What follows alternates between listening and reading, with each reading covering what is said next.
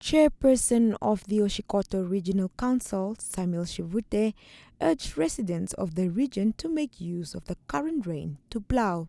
Therefore, I would like to implore all the residents of Oshikoto to refrain from opening or going to cooker shops on early hours, but rather to dedicate our valuable time and energy in cultivating our fields while weather pattern and sky look promising.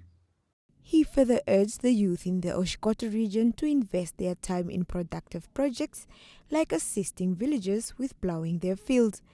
As for the elderly and vulnerable households, he hopes that they may benefit from green scheme projects.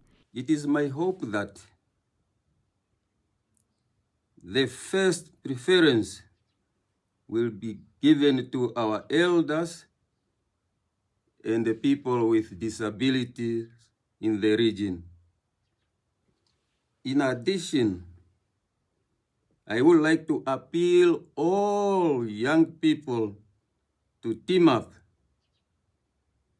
in their respective communities and the towns to engage in fruitful activities and the projects that would combat hunger, poverty, and address the issue of youth unemployment in the region.